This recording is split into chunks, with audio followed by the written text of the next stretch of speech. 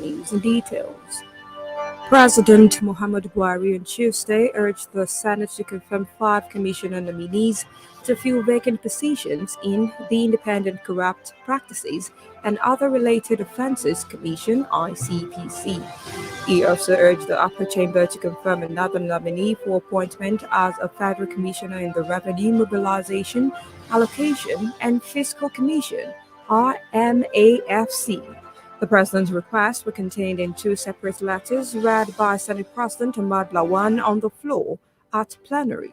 The nominees for appointment in ICPC include Dr. Mojisola Yaya Kolade from Ekiti Southwest, Mrs. Anne Otelafu Ode from Cross River South South, Alhaji Goni Ali Gojba Yobe Northeast, Dr. Louis Solomon Mandama Adamawa Northeast, and Senator Anthony O. Abo Ebony from the Southeast. President Buhari requested the upper chamber to confirm the appointment of Mohammed Sani Baba as the federal commissioner in RMAFC representing Bauchi State. He said the request to confirm the nominee was in accordance with the provision of Section 154, Subsection 1 of the 1999 Constitution of the Federal Republic of Nigeria, as amended.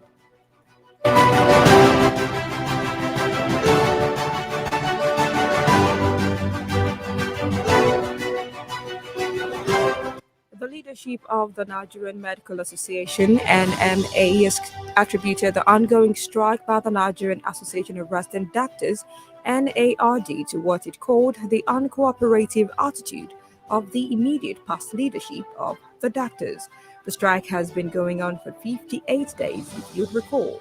NMA President Professor Innocent Uja stated this while he led the newly elected leadership of NARD to a meeting with Labour and Employment Minister Chris Ngige in Abuja. NMA President, however, assured the minister that the new leadership of NARD had a better understanding of the issues in contention and had a better approach to resolve them with the cooperation of the federal government. Also, the Joint Health Sector Unions, JOASU, and Assembly of Healthcare Professionals Association, AHPA, have urged the federal government to meet its demands to avoid shutdown of the health sector.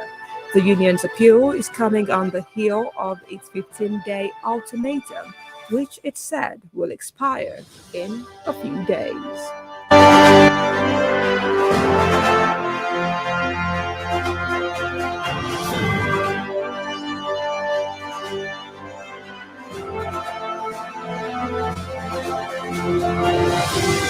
President Muhammadu Buhari has granted approval to 159 companies, communities, and institutions of higher learning to operate radio and television stations. The Director General of National Broadcasting Commission (NBC), Malambala Baribe Ilela, announced this in a statement yesterday in Abuja.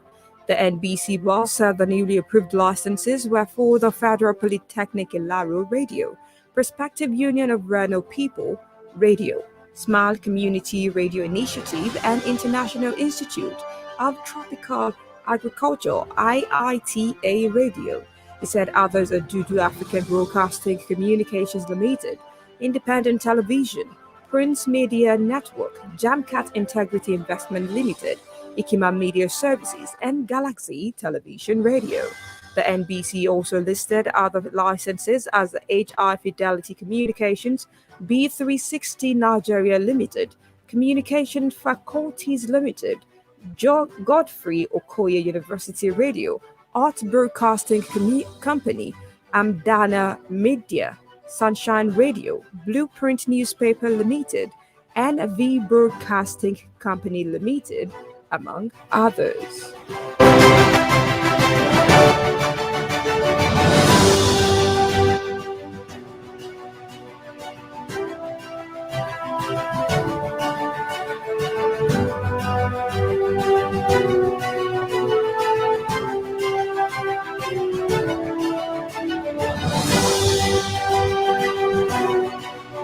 You are still listening to the news at 10 on T-Solid Radio. Still to come is the foreign and sports news.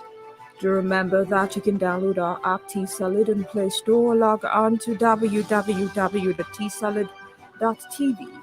You can as well follow us on our social media platforms or at T-Solid Radio TV.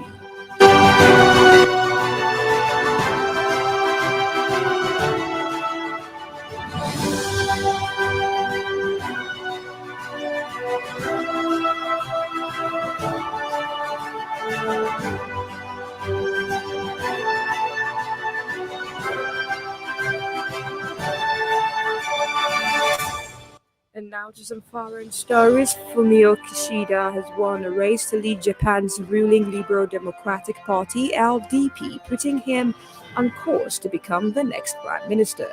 Mr. Kishida will succeed Yoshihide Suga, who decided to step down after just 1 year in office. His first mission as prime minister will be to lead the LDP to victory in an upcoming general election. Mr. Kishida, a former foreign minister, beat out Taro Kono, who was widely regarded as the most popular candidate. Given the LDP's majority in parliament, Mr. Kishida's position as prime minister has been all but cemented, while Japan's Suga to step down as prime minister.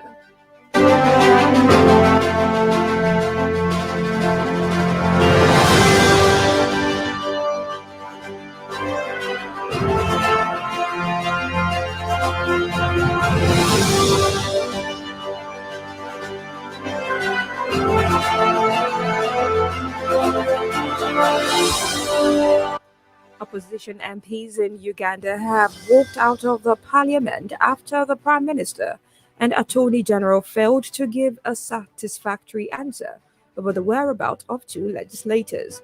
The lawmakers, Mohamed Segirinya and Alan Sewanyana, both members of Bobi Wine's National Unity Platform Party, were recently released on bail after being charged with murder relating to attacks in the country's central region, but they were detained immediately after leaving prison, according to reports. On Monday, Mr. Segirinya was pulled out of his lawyer's car outside Kigo prison by armed security personnel dressed in black and driven off in an unmarked Toyota Ions van. Police say he now faces fresh charges of treason and incitement to violence. The Speaker of Parliament, Jacob Oulanya, has, however, asked the government to explain the circumstances under which the two opposition MPs were rearrested.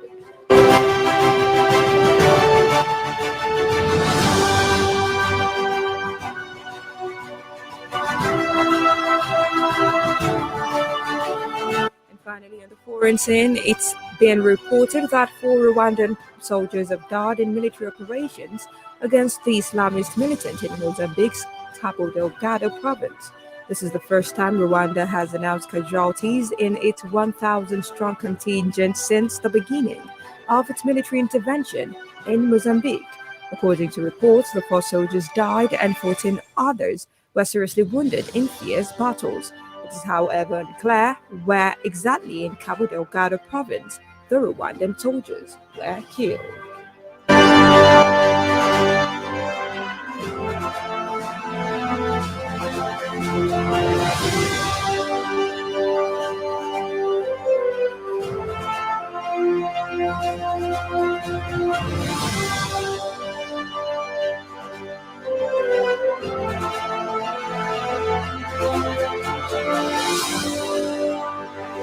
Moving on to the exciting world of sports, this morning, prospective board members of the 23 National Sports Federation have started arriving in Abuja for the national elections billed to hold tomorrow at the Mashood Abiola National Stadium. Apart from the Nigeria Basketball Federation, NBBF, which is yet to ratify the mode of the polls, and the Athletics Federation of Nigeria, AFN, which has already conducted its election, all the other 23 federations will choose their board members tomorrow. Chairman of the Electoral Committee set up by the Youth and Sports Development Ministry to conduct the polls, Mr. Nelson Peter, yesterday disclosed the committee is conducting elections in the 23 federations that were yet to have their own constitutions approved by the international bodies. He added that these federations' elections will be conducted using the 2021 electoral guidelines approved by the ministry, while 10 federations with constitutions will use this to conduct their own elections. Nelson affirmed that tomorrow's election would decide the presidents and vice presidents of the various federations, adding that the documentation of delegates would start by 9:30 a.m., while actual voting begins by 11:30 a.m. The election results will be declared after the polls, while the minister, Sandra Dare, will inaugurate the boards immediately. Also, other federations will hold their elections tomorrow.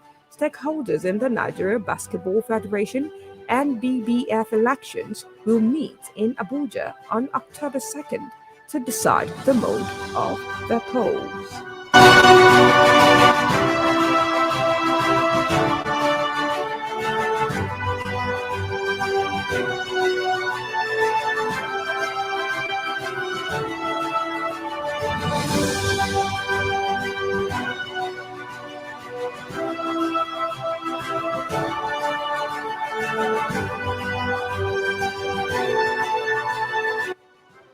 Boxing legend Manny Pacquiao has announced his retirement from the sport to focus on his political career.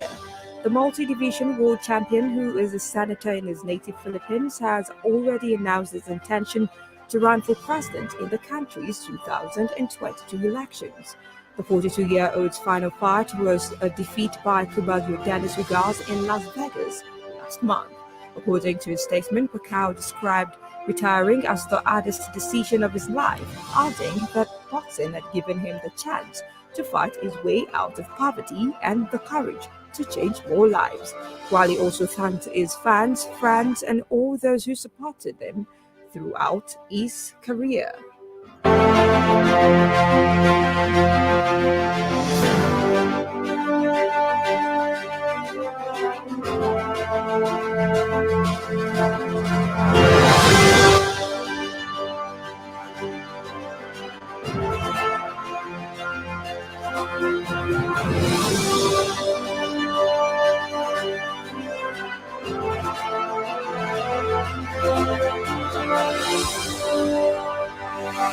And with that, we've come to the end of the news. Here is a recap of the major headlines. Buhari seeks National Assembly's clearance for ICPC RMAFC board members. NBC okays 159 radios and TV stations. Fumi Kashidi wins race to become Japan's next prime minister. And in the world of sports, you heard Abuja Gog, a sports federation, holds elections tomorrow. And try to go by all precautionary measures to stay safe from COVID-19 as recommended by the WHO and NCDC. Do remember to download our app T-Solid on Play Store or log on to www.tsolid.tv. You can as well follow us on our social media platforms or at T-Solid Radio TV. The news was compiled and edited by Akachi Chijioke. I am Mobola Pade Kale. Good morning and thank you for listening.